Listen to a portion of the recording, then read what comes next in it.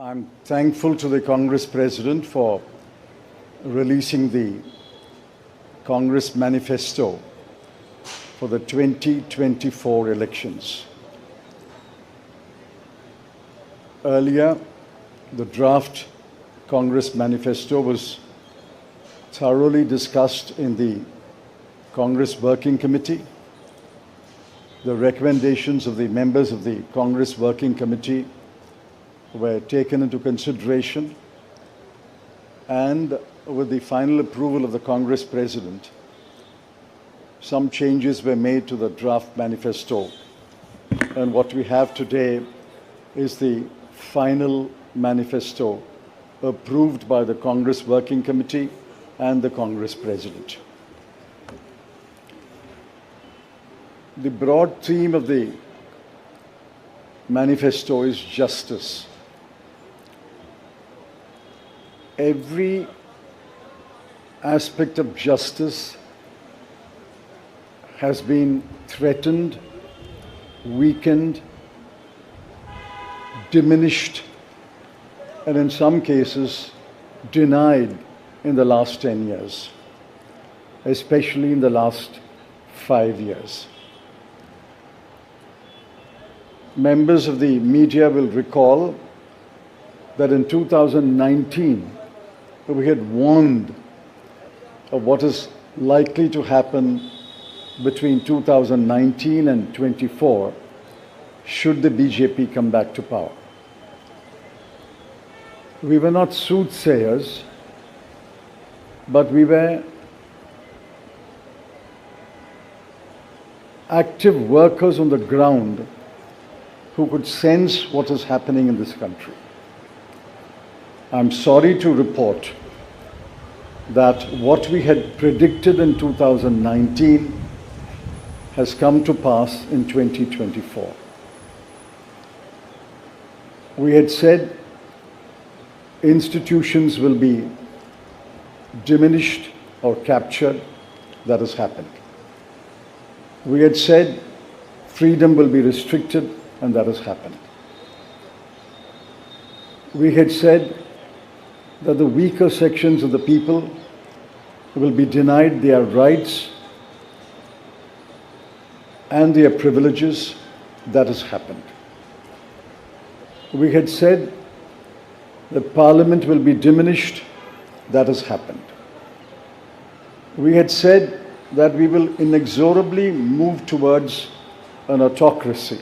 We are already described as an electoral autocracy by many thinkers of the world. That has happened. While we are unhappy that what we had predicted has happened, we have in this manifesto suggested bold measures to reverse the damage that has happened in the last 5 to 10 years. The overall theme of the Congress Manifesto is 3 powerful words: work, wealth, and welfare. I shan't take long. I'll explain each word in one sentence. Work means we must create jobs. If anybody had any doubt, read the report of the ILO that was released 10 to 15 days ago. The government came up with a lame defense through the chief economic advisor, but the defense only made it worse. The ILO report shows that unemployment has assumed monstrous proportions in this country.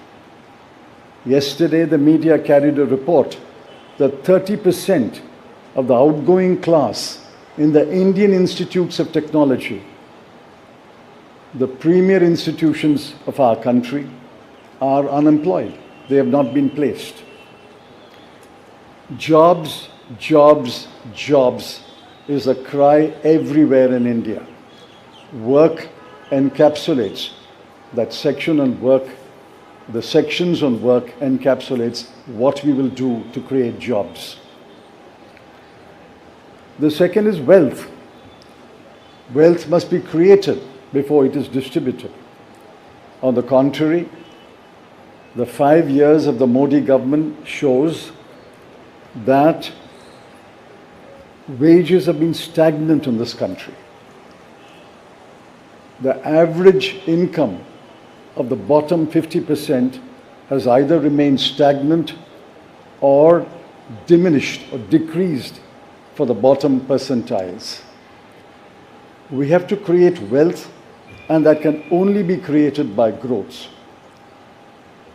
The UPA government delivered 8.5% growth in its first term, 2004 to 2009. And over a 10-year period, Dr. Manmohan Singh's government had delivered 7.5% growth. Even the futile attempt by the BJP government to revise the figures made it 6.7%.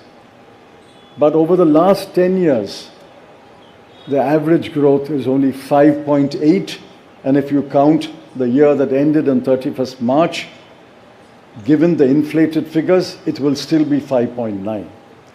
The difference between 7.5 and 5.9 may appear to be trivial, 1.6%, but it's not a trivial difference. It is the difference that makes between a moderately slowing economy and a robust economy. So the second broad theme is wealth.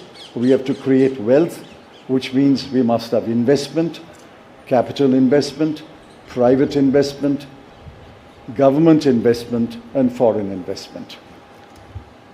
Once we create jobs and once we set in motion policies that will create wealth, this country will go back to the high growth path of the UPA governments.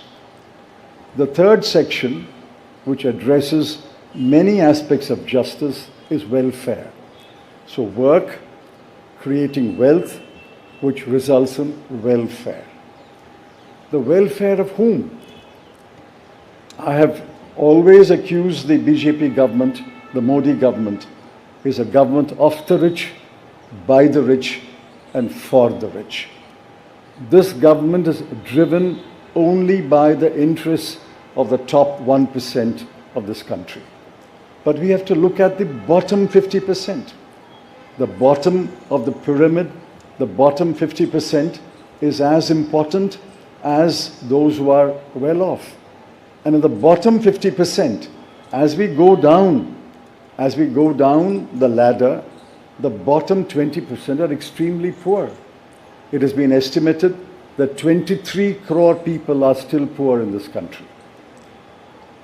UPA government lifted 24 crore people out of poverty. And we promise that if the Congress or a Congress-led government comes to power in 2024, we will lift 23 crore people out of poverty in the next 10 years. That's possible, it's doable, and I conclude by saying the Congress has done it before and we can do it again.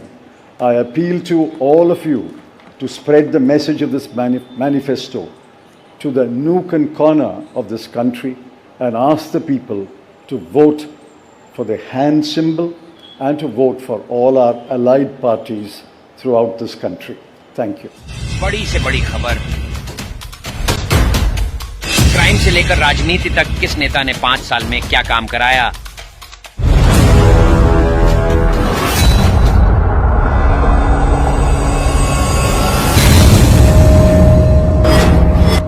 मिलेगी सबसे पहले हर खबर changing future news पर, जो बदलेगा आपका